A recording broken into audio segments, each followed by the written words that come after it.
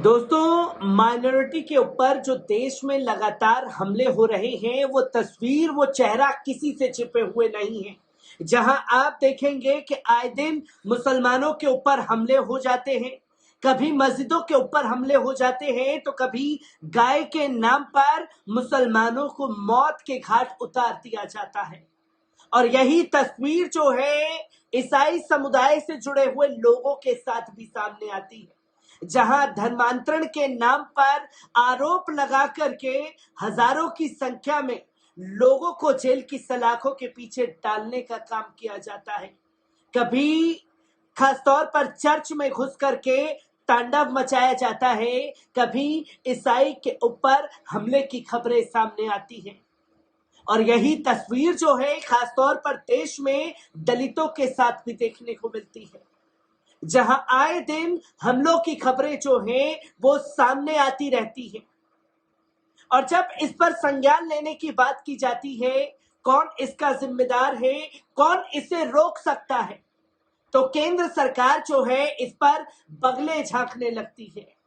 और आज supreme court में साफ तौर पर यह कहा गया है कि देश में जो ईसाइयों के ऊपर हमले हो रहे हैं, देश में जो मुसलमानों के ऊपर हमले हो रहे हैं, दलितों के ऊपर हमले हो रहे हैं, उसके लिए केंद्र सरकार जिम्मेदार है। और ये बयान सुप्रीम कोर्ट का ऐसे समय पर सामने आया है जब मणिपुर में ईसाई समुदाय के ऊपर तमाम तरीके से हमले हो रहे हैं। और आए दिन चर्चों पर हमले की खबरें भी हम लोग देखते रहते हैं।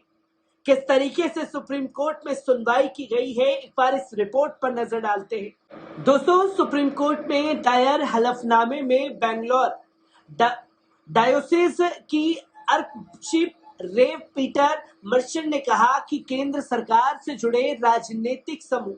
भारत में ईसाइयों के खिलाफ सांप्रदायिक हमलों के लिए जिम्मेदार है। हलफनामा केंद्र सरकार द्वारा दायर जवाबी हलफनामे के प्रत्युत्तर में दायर किया गया है, जिसका जवाब सुप्रीम कोर्ट में दिया गया। विचारकों ने नेशनल सॉलिडरिटी फॉर्म और इवेंजेलिकल फेलोशिप ऑफ इंडिया के साथ रिट याचिका दायर की है, जिसमें बड़े पैमाने पर टारगेट हमलों को नियंत्रित करने के निर्देश की मांग की गई है, जो कथित तौर पर देश भर में ईसाइयों और ईसाई संस्थानों के खिलाफ हो रहे याचिकाकर्ताओं के दावों को खंडन करते हुए केंद्र सरकार ने एक जवाबी हलफनामा दायर किया है, जिसमें इस बात से इनकार किया गया है कि देश में ईसाइयों के खिलाफ कोई उत्पीड़न हो रहा है। और ये आरोप लगाया गया है कि याचिका में निराधार और असत्य रिपोर्टों पर भरोसा किया गया है,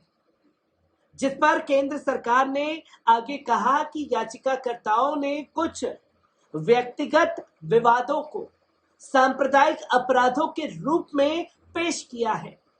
केंद्र के हलफनामे पर विवाद करते हुए याचिकाकर्ताओं ने प्रत्युत्तर में कहा कि राज्य मिशनरी और उन समूहों के खिलाफ तत्काल और आवश्यक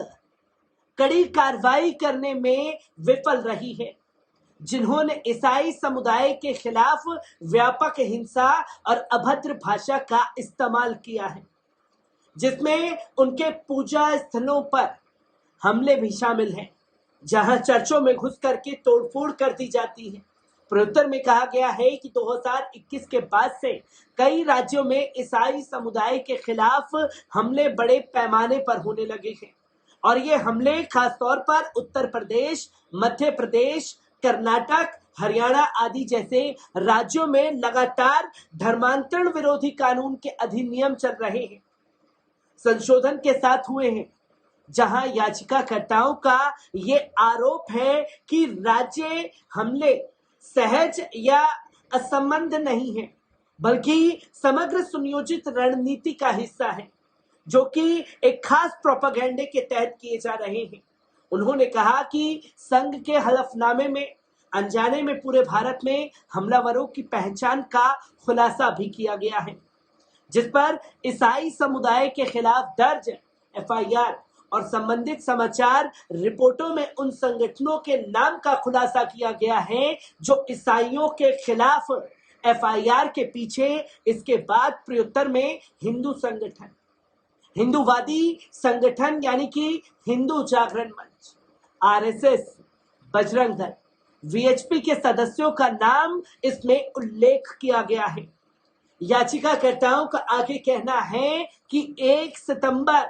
2022 को सुप्रीम कोर्ट के आदेश के बाद ईसाइयों के खिलाफ हमले तेज हो गए हैं, जिसमें राज्यों को अनुपालन रिपोर्ट दर्ज करने के लिए भी कहा गया है।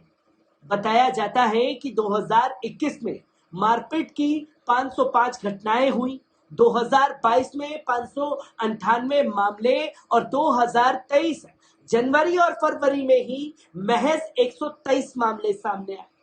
हमलों का तरीका, याचिकाकर्ताओं का कहना है कि 90% मामलों में इसी तरीके के तौर तरीके अपनाए जाते हैं।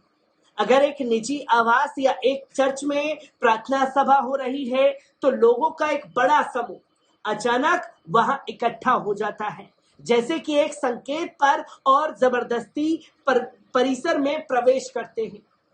बैठक को बाधित करते हैं, सदस्यों पर हमला करते हैं, पादरी को घसीटते हैं। यहाँ तक कि जिन मामलों में हमलावरों के खिलाफ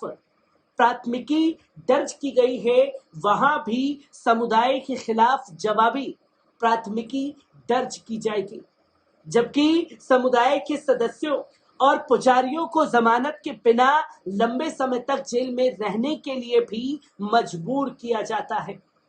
हमलावरों को किसी भी समय हिरासत में बिताने का एक भी उदाहरण नहीं है।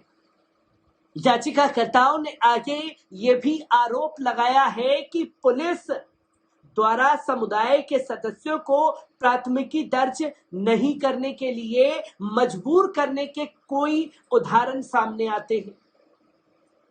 याचिकाकर्ता आगे शिकायत करते हैं कि भीड़ के अपराधों को रोकने के लिए नोडल अधिकारियों की नियुक्ति के संबंध में तहसीन पूनावाला मामले में सुप्रीम कोर्ट द्वारा जारी दिशा निर्देशों का उल्लंघन करते हैं और उसके लिए पालन किया जा रहा है। हलफनामे में कहा गया है कि इस याचिका में निर्धारित 1000 घटनाओं में से एक में भी नोडल अधिकारी ने पीड़ित की सहायता करने या प्राथमिकी दर्ज करने या कानूनी सहायता प्रदान करने के लिए हस्तक्षेप नहीं किया। नफरत के इन सभी 1000 मामलों में नोडल अधिकारी पूरी तरह से अनुपस्थित रहे हैं। भारत सरकार द्वारा दायर अनुपालन हलफनामे से ये पता चलता है कि केंद्र से जुड़े